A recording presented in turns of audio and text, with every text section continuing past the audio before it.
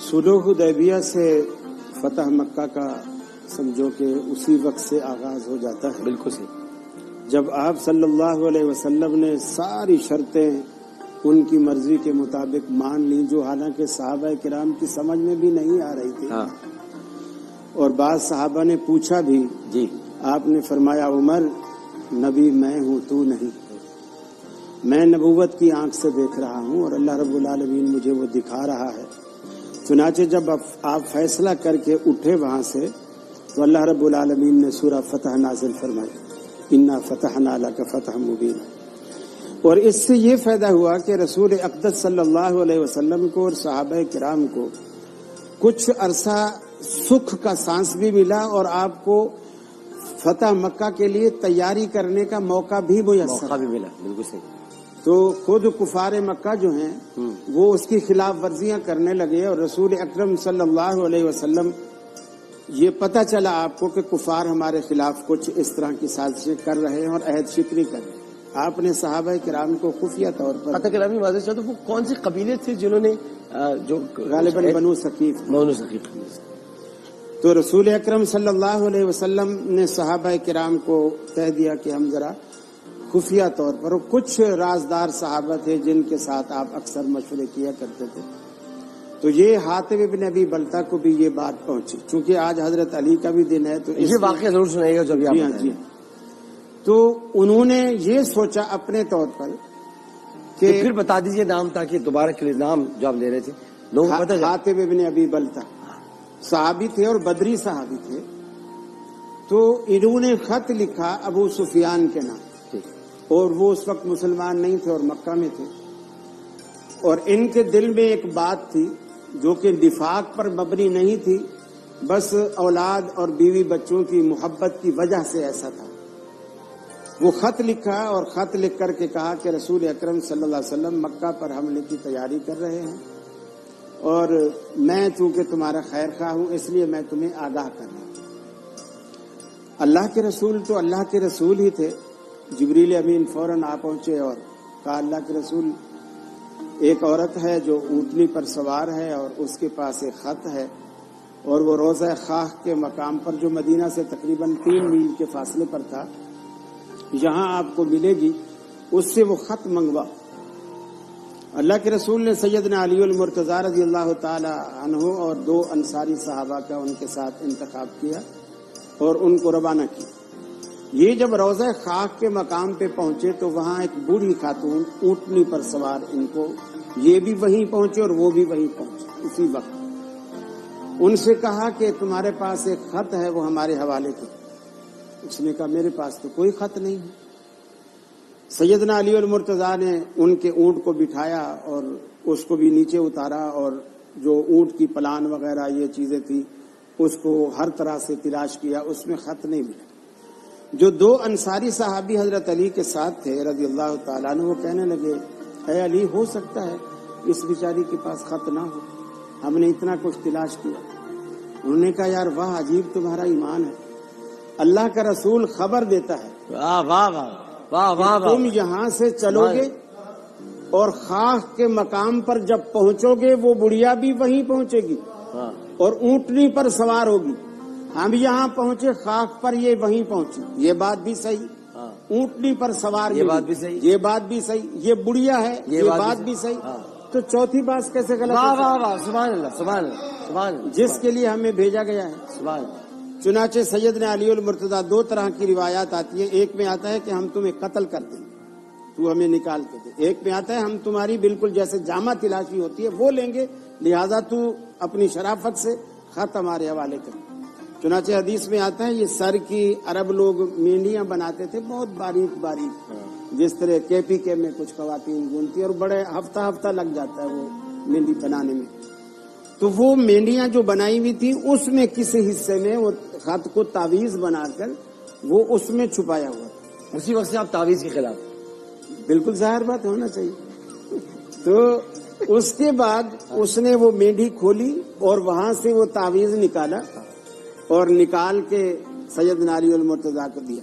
اب آپ دیکھیے کہ یہ صحابہ کرام کا طبقہ حضرت علی کی قیادت میں وہ خط لے کر آ رہا ہے لیکن امانت داری کا یہ خیال تھا کہ راستے میں کسی کے بھی دل میں یہ خیال نہیں آیا کہ ہم اس کو کھول کے پڑھیں، کہ اللہ کے رسول کی امانت ہے، ہمیں خط لینے کا کہا گیا ہے، پڑھنے کا نہیں کہا۔ واہ واہ واہ واہ واہ واہ۔ خط لے کر رسول اللہ صلی اللہ علیہ وسلم کی خدمت میں پہنچ گئے۔ آپ نے خط کھولا اور فرمایا حاتب ابن ابی بلتہ کو بلاؤ۔ حاتب ابن ابی بلتہ سمجھ گئے ہو تو پانی پانی ہو گئے۔ سیدنا فاروق اعظم ساتھ بیٹھے تھے، فوراً کھڑے ہو گئے، اور ایسے موقعوں پر سیدنا فاروق اعظم رضی اللہ تعالیٰ عنہ کی تلوار اکثر بے نیام ہو جاتی تھی۔ وہ فرمانے لگے اللہ کے رسول اگر اجازت ہو تو اس منافق کی گردن اڑا دوں۔ آپ نے فرمایا عمر یہ منافق نہیں ہے، یہ بدری صحابی ہے، اور اللہ رب العالمین نے اہل بدر کی اگلی پچھلی ساری خطائیں معاف فرما رہی ہیں۔ پھر پوچھا اے حاتب ابن ابی بلتہ یہ تو نے لکھا ہے؟ اس نے عرض کی اللہ کے رسول میں نے لکھا۔ کہا کیوں لکھا ہے؟ تو اس نے کہا اللہ کے رسول آپ چونکہ مکہ میں جنگ کے حملے کی تیاری کر رہے تھے، باقی جتنے مہاجرین ہیں ان کے جو بیوی بچے وہاں ہیں، ان کے رشتہ دار بھی کفار میں موجود ہیں جو ان کا خیال رکھتے ہیں۔ میرے بیوی بچوں کا خیال رکھنے والا کوئی نہیں۔ میں نے بیوی بچوں کی محبت میں یہ سوچا کہ ابو سفیان کو جب یہ راز میں فاش کروں گا وہ مجھے اپنا خیر خواہ سمجھے گا، اور اس کے نتیجے میں اس وفا کے بدلے میں میرے بچوں کا خیال رکھے۔ چنانچہ اللہ رب العالمین نے سورہ ممتحنہ کی ابتدائی آیات جبریل امین کو دے کر بھیجا یا ایھا الذین آمنوا لا تتخذوا عدوی وعدوکم اولیاء تلقون الیہم بالمودہ وقد کفروا، کہ تم ان کی طرف دوستی کے ہاتھ بڑھاتے ہو جبکہ وہ تمہارے دین کا انکار کر چکے ہیں، کفر کر چکے ہیں، اور تمہیں بھی اور تمہارے رسول کو بھی مکہ سے نکال چکے ہیں۔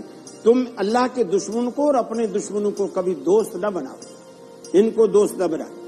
چنانچہ اللہ تبارک و تعالیٰ کے رسول نے حضرت حاتب ابن ابی بلتہ کی بات کو سچا جانا اور فرمایا کہ بلتہ سچ کہتا ہے، اور آپ نے اسے معاف کیا۔ پھر جب آپ مکے میں پہنچ گئے اور آپ فاتح کی حیثیت سے جب مکے میں آپ داخل ہونے لگے، صحابہ بیان کرتے آپ نے لوہے کا ایک خود جو فوجی لوگ عموماً پہنتے ہیں جنگ کے دوران، آپ نے وہ سر پہ زیب تن کیا ہوا تھا۔ آپ نے گیٹ میں داخل ہونے سے پہلے آپ نے اس کو اتارا اور کالا سیاہ رنگ کا امامہ آپ نے زیب تن فرمایا۔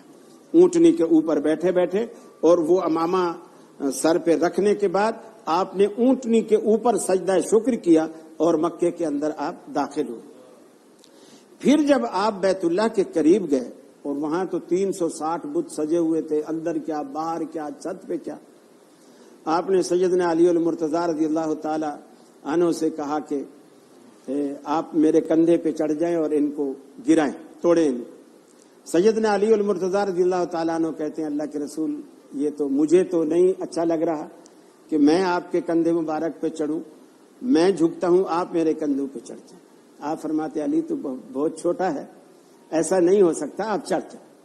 چنانچہ حضرت علی رضی اللہ تعالیٰ عنہ اللہ کے رسول کے کندھوں پر جب سوار ہوئے، فرماتے ہیں اللہ نے مجھے وہ بلندی عطا کی تھی، وہ بت تو کیا چیز، اگر کوئی مجھے کہتا نا کہ آسمان کے تارے جھاڑ دے میں وہ بھی جھاڑ دیتا۔ وہ بلندی اللہ رب العالمین نے عطا کی۔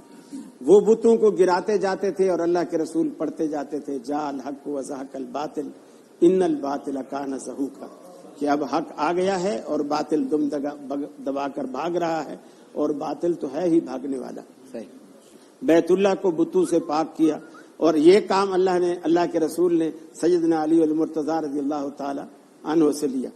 پھر آپ کے ذمہ ایک اور کام بھی سونپا، وہ یہ کہ آپ نے فرمایا علی پھیل جاؤ، پورے علاقے کی گردش کرو، جہاں بھی ایک بالش سے اوپر قبر دیکھو اس کو برابر کر دو، جہاں تصویر دیکھو اس کو مٹا دو۔ سیدنا علی المرتضیٰ رضی اللہ تعالیٰ عنہ نے اپنے دور خلافت میں بھی اس حدیث کو یاد رکھا اور ایک صحابی کے ذمہ یہی کام لگایا، اور یہ کہہ کر لگایا کیا میں تم کو وہ کام نہ بتلاؤں جو رسول اللہ صلی اللہ علیہ وسلم نے میرے ذمہ لگایا تھا۔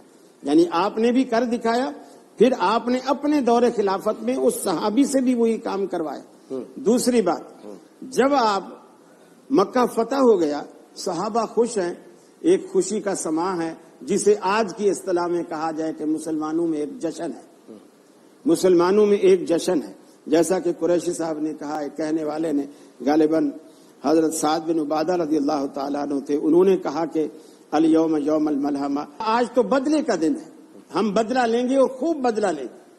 اللہ کے رسول کے کانوں میں یہ بات آواز پہنچی تو آپ نے فرمایا یہ کس نے کہا؟ خالد بن ولید کو حاضر کیا گیا، آپ نے فرمایا نہیں، یہ جملہ نہیں، ارے آج تو الیوم یوم المرحمہ، آج تو رحمت کا دن ہے، شفقت کا دن ہے، مہربانی کا دن ہے۔ آج لا تثریب علیکم اليوم، کسی پر کوئی پکڑ دھکڑ نہیں، جس طرح یوسف علیہ السلام نے اپنے قاتل بھائیوں کو پہچاننے کے بعد یہ کہا تھا کہ آج تم پر کوئی گرفت نہیں، تم ڈرو نہیں، میں نے تم کو اللہ کے لیے معاف کر دیا، بالکل اسی طرح معاف۔ چنانچہ صحابہ کہنے لگے اللہ کے رسول آپ ان بدبختوں کے وہ سارے مظالم بھول گئے، انہوں نے کس طرح سمیہ کو 2 اونٹوں کے درمیان باندھ کر 2 لخت کیا تھا، بلال کو دہکتے انگاروں پر لٹا کر ان کو سزائیں دی، حضرت خبیب کو سولی پر چڑھایا، کس طرح انہوں نے، اور آپ کے سجدے پر آپ کے آ کر اوپر اوجڑی ڈال دیا کرتے تھے، ان کی عورتیں آپ کا انتظار کرتی، راستے میں کوڑا اور کانٹے بچھاتے آپ کے آگے، اتنی اذیت دی۔ آپ نے فرمایا میں یاداشت میں اتنا کمزور نہیں ہوں، مجھے وہ ساری باتیں ایسی یاد ہیں جیسے کل